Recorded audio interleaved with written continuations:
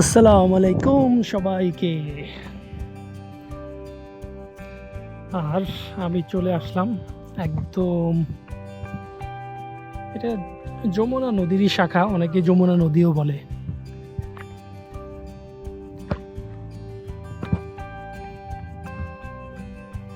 So এইখানে আসলাম যে এই যে চরের দৃশ্য এবং চরের মানুষের যে জীবন আছে এইটা একটু কাছ থেকে দেখার জন্য। ওনারা কিভাবে স্ট্রাগল করে বেঁচে থাকে, তারপর হচ্ছে ভাঙ্গা করার জীবন কিভাবে ওনারা সামনের দিকে এগিয়ে নিয়ে যায় সেটা দেখার জন্য।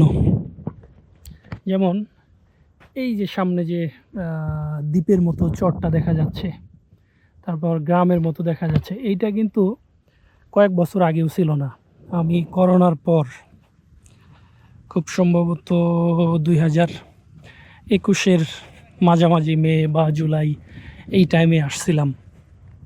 তখন কিন্তু এই গ্রামগুলো কিছুই ছিল না।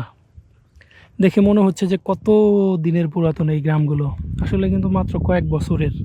কারণ এইগুলো একদম সমান ছিল, যে এইরকম চরের মতো একদম সমান ছিল। এই যে সামনে যেরকম দেখতেছি সমান, এরকম সমান ছিল। ওই সময় পানির স্রোতও ছিল, মানে পানি বাড়তেছিল। ফুটবল নিয়ে আসছিলাম, ঝাপাঝাপি, দৌড়াদৌড়ি, ফুটবল খেলা, এগুলো অ্যাক্টিভিটিস করছি। আর এই দিকে হচ্ছে গাইবান্ধা, গাইবান্ধা জেলা সদর। এটা মূলত ফুলছড়ি থানার মধ্যে পড়ছে। গাইবান্ধা জেলা, ফুলছড়ি থানা, আর হচ্ছে ইউনিয়ন হচ্ছে এরেন্ডাবাড়ি, এলাকার নাম জিগাবাড়ি। ওই দিকে হচ্ছে আলগার চর।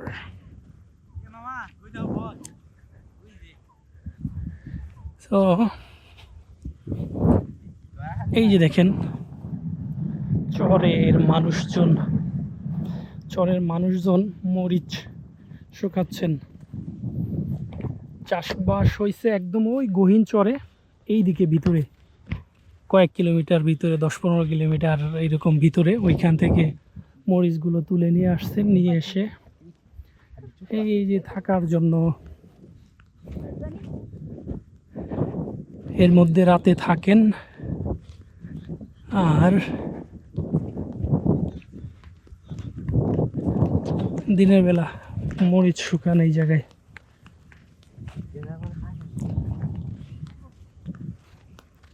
কাঁচা মরিচ শুকিয়ে শুকনো করে ফেলছেন একদম।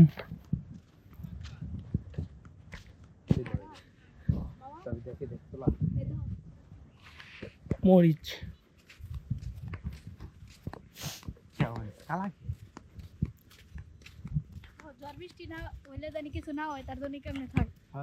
ও হ্যাঁ ঠিক, ঝড়ে যেন এই শুকনো মরিচ উড়াই নিতে না পারে, অথবা বৃষ্টিতে যেন না ভিজিয়ে ফেলতে পারে, এই কারণে এর মধ্যে শুকনো মরিচ। নিচেও পলিথিন আছে, উপরে বালু দিয়ে হচ্ছে। হ্যাঁ ওইটা অনেক বড়, সামনেরটা বেশ বড়, অনেক আছে ওই যে সামনে এদিকে।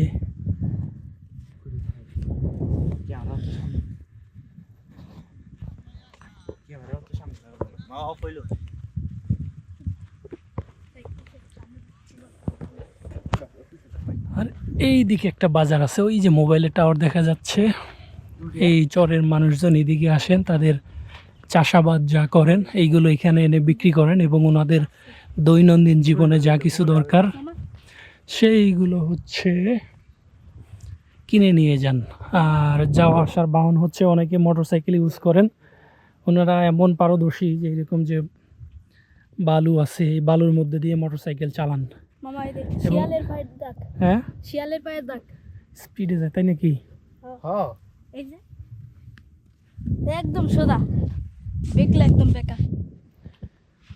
তারপরে হচ্ছে বেশিরভাগ হচ্ছে মালামাল নেওয়া আনার জন্য ব্যবহার করেন ঘোড়ার গাড়ি, মহিষের গাড়ি। ওই যে মানুষজন চর থেকে মহিষ চড়িয়ে আসতেছেন। আর আমার সাথে আছে দুজন দুবাইয়ের শেখ। একজন হচ্ছে শেখ মোহাম্মদ তামিম। ওই come to my Dubai come to my Dubai. দুবাইয়ের অ্যান্টি। আমরা এখন আছি বালুচর। এটা মরুভূমি বালুচর না। দুবাইয়ের মরুভূমি। ওইটা উঠাইতাছে দেখো। দুজনেই আমার বাগিনা, এটা হচ্ছে ছোট বোনের, ওইটা হচ্ছে বড় বোনের।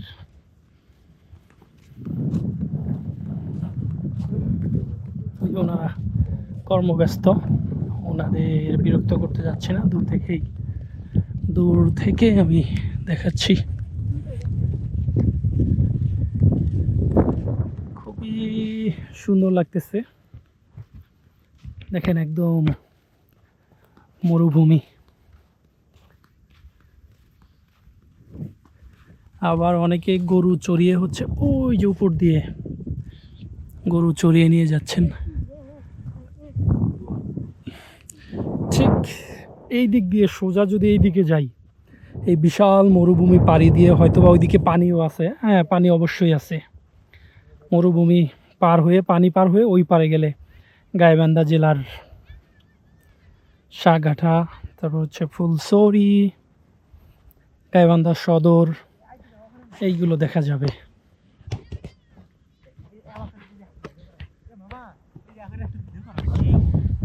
দেখো কত ঝিকঝিক করতেছে ভালো, মনে হয় চাঁদের ভিতরে আটকাছে।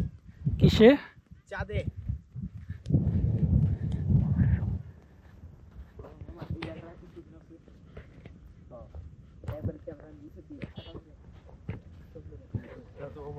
সুন্দর।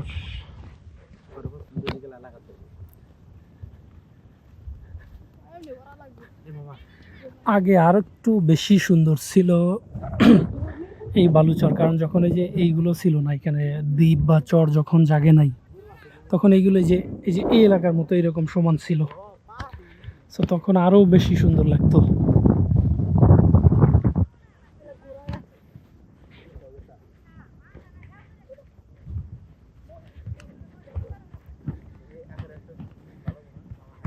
গাইবান্ধা যাওয়ার নৌকা ঘাট কোন দিকে?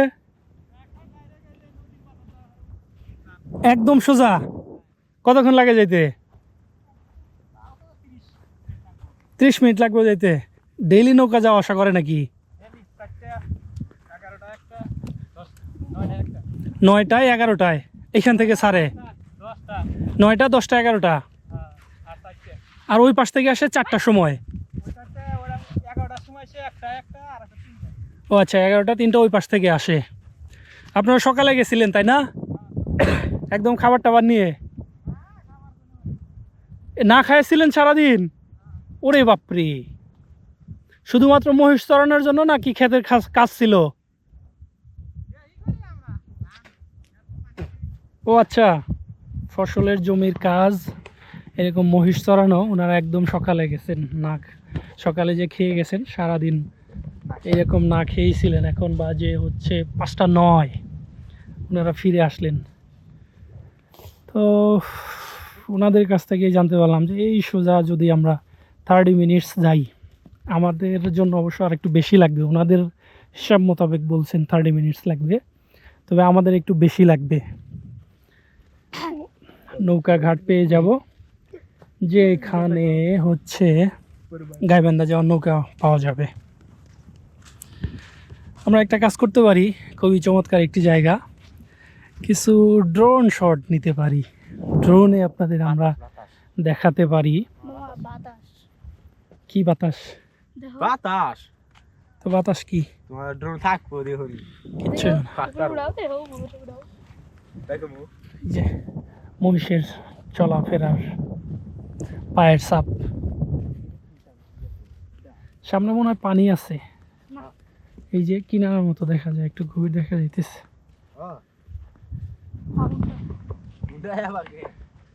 কাজ করি আমরা এখন, একটু ড্রোনে আশেপাশটা দেখার চেষ্টা করি যে কোন দিকে কি আছে।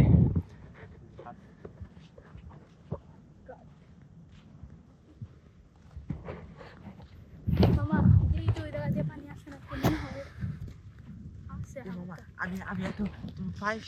আমরা আমাদের যে বাড়ি আছে সেখান থেকে চলে আসলাম কি দিয়ে, ভ্যান দিয়ে, অটো দিয়ে চলে আসলাম। এসে তারপর অনেকটা রাস্তা পায়ে হাঁটলাম, হেঁটে এখানে চলে আসলাম। একদম সূর্যের আলো সরাসরি চোখে লাগতেছে। সূর্য মামা রাইট আছে।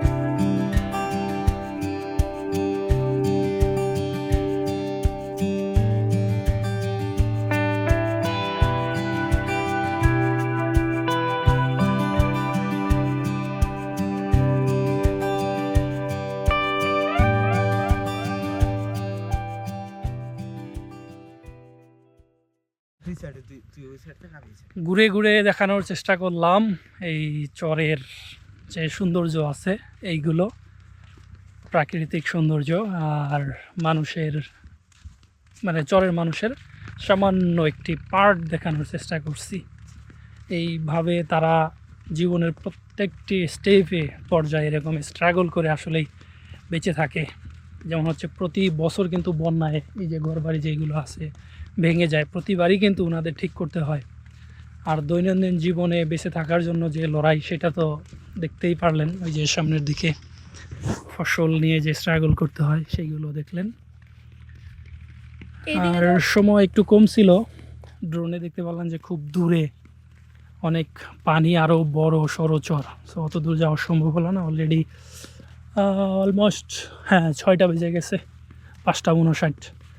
সো গেলে রাত হয়ে যাবে, পরে দেখা গেছে আমরাও উধাও হয়ে যাব। সবাই দুবাই আইছেন, দেখা হবে। দুবাই এলে দেখা নিশ্চিত হবে।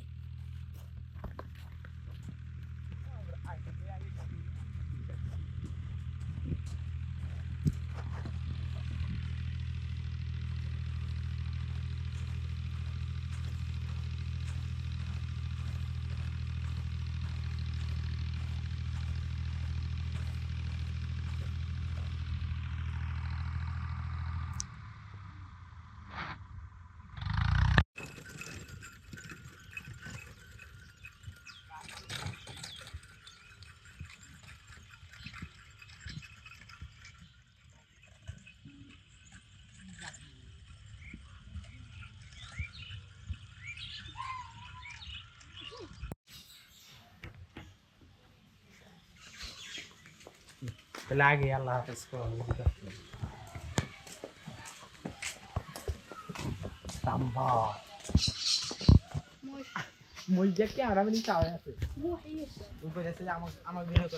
টিকটক করবা না, দেখ মুখ জানিতে এই করে টিকটক করবি। ওই ঘোরা গাইস, ওই ঘুরাইছে মা আর এক সাইডে থাক, এই সাইডে থাক, এই সাইডে থাক। এই ঘুরাছে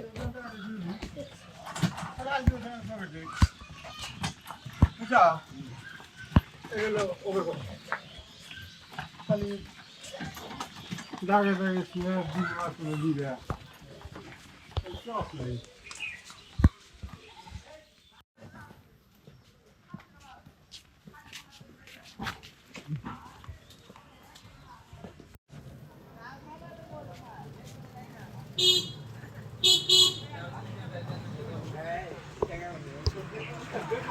একমাত্র বন্ধু আর লাগা সারা লোক